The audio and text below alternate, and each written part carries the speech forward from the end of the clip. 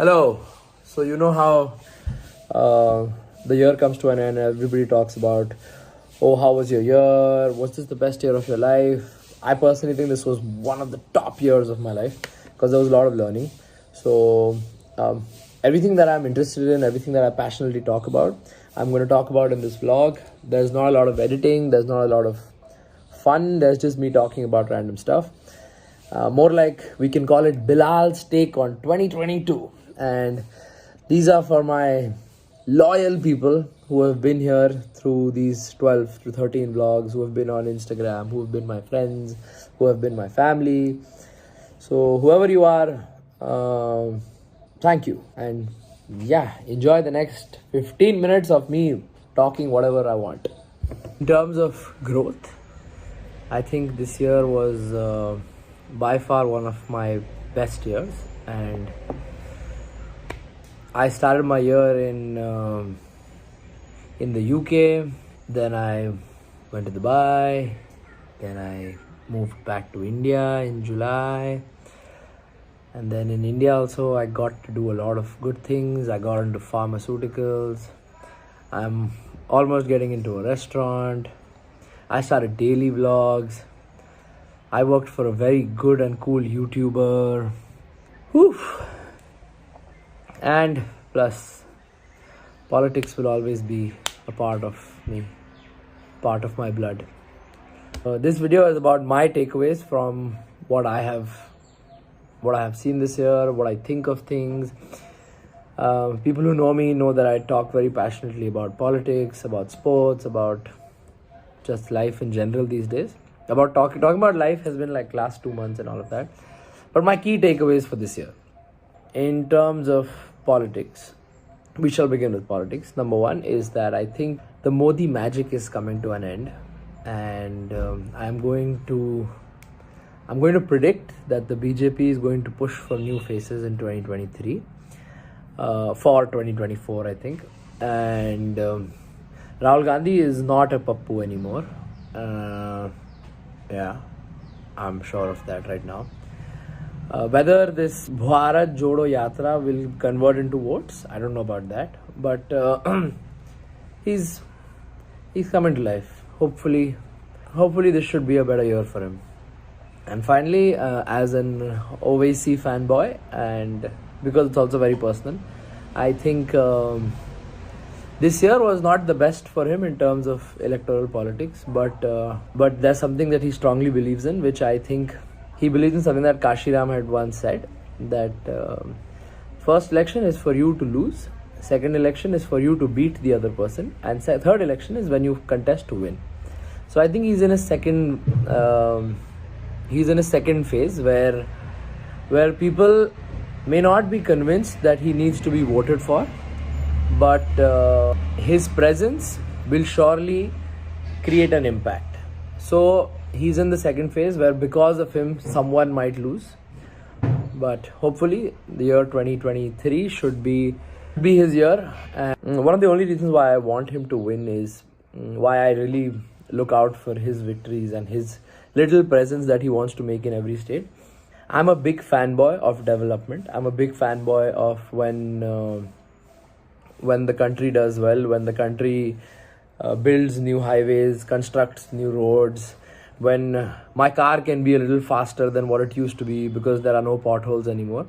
So I'm a big fanboy of all of that. But if you tell me that it is the best place for Muslims to be in right now, I am going to argue on that.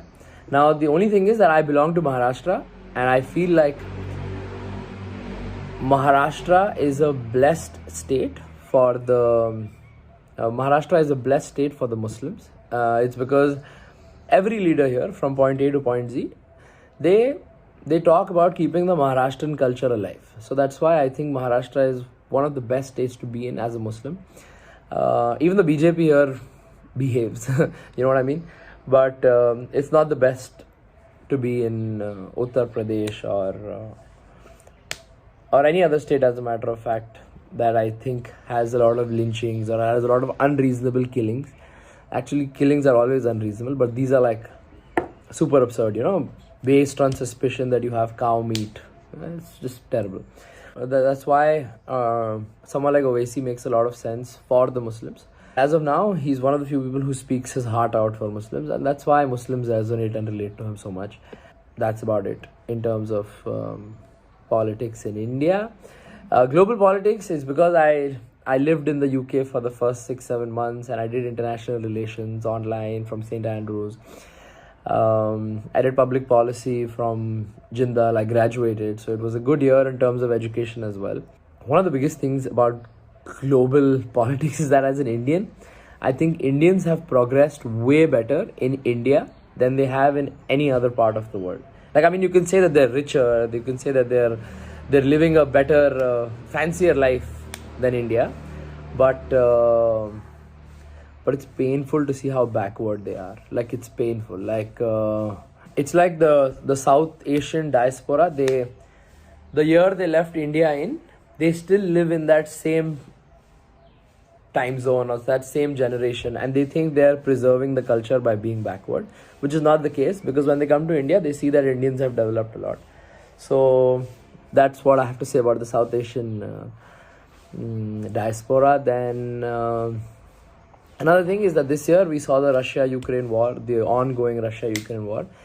And as much as I condemn the war, as much as I do not support war, it was ironic and it was very sad to see the world come together when the country is from Europe, when the country is from a mainstream continent. Whereas, I mean, we know Russia looks like the bad guy, Russia is the bad person and all of that. But this was not the case when America went to Iraq, when America went to Vietnam, which they would have lost. But anyway, what I'm trying to say is that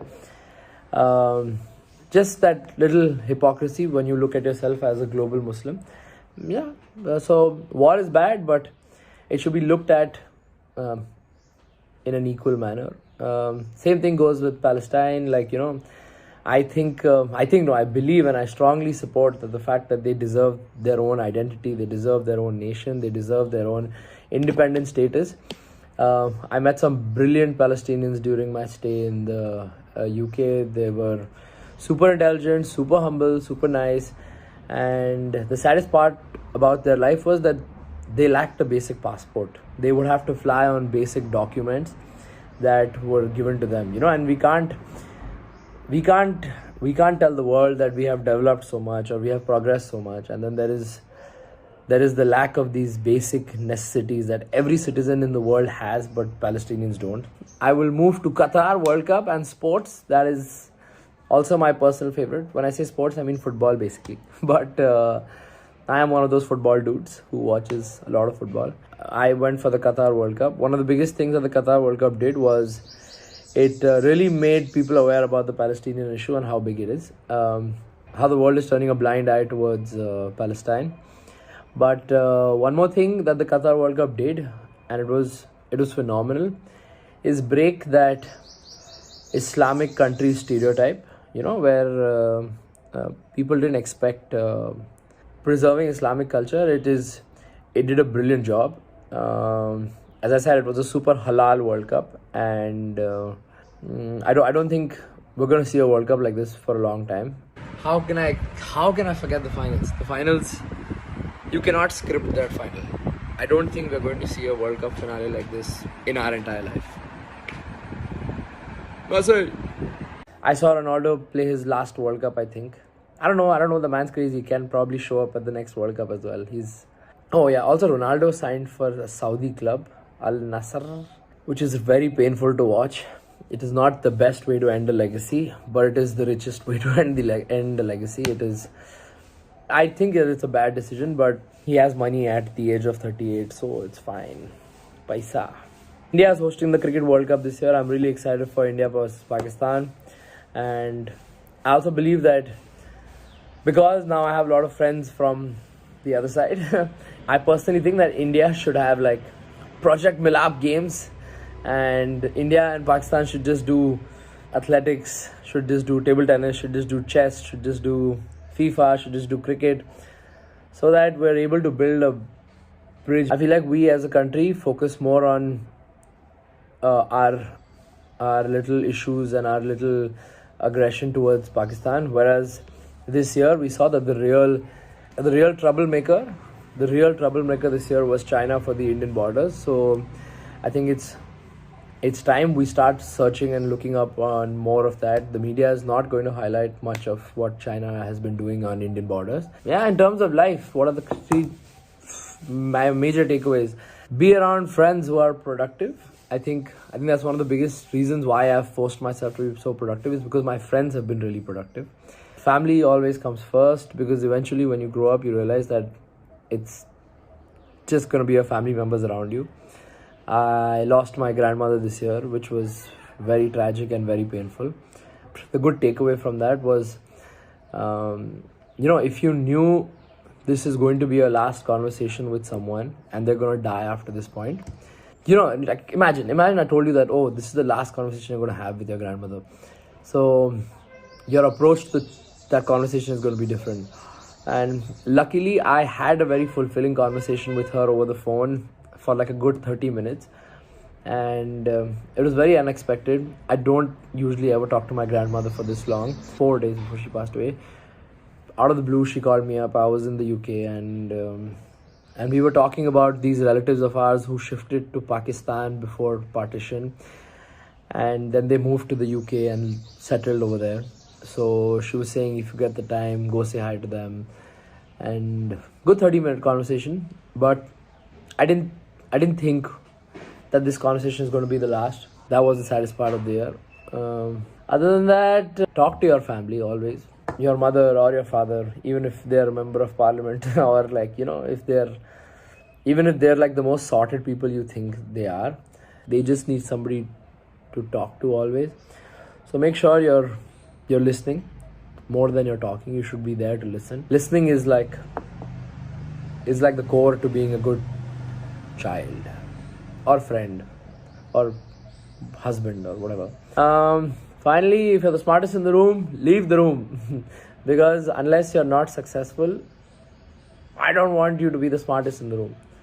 We are all big fans of SRK, but the one thing that I think that really stuck with me is the fact that when he said, first get successful, then do philosophy. So when people are successful, then only listen to them. And people who are successful, you should look up to them. You should really look up to them, even if they're not doing something that you like. But 2023 is the year where I'm going to narrow down my interests, and I'm going to try and build an identity that is true to myself. When 2022 people ask me, yo, what do you do? I used to get really stressed out because I don't know what part of my life should I tell them about, because I'm doing so much. And Happy New Year. You're going to see more of me on camera this year, hopefully. I'm going to get back to doing internet friendly stuff. I'm going to deactivate my Instagram for a bit. Like, not deactivate, I'm just not going to be active on it. Yeah, and hopefully by the end of 2023, we should be more successful, we should be prouder of who we are, and we should be funnier. Chalo, see you. Bye bye.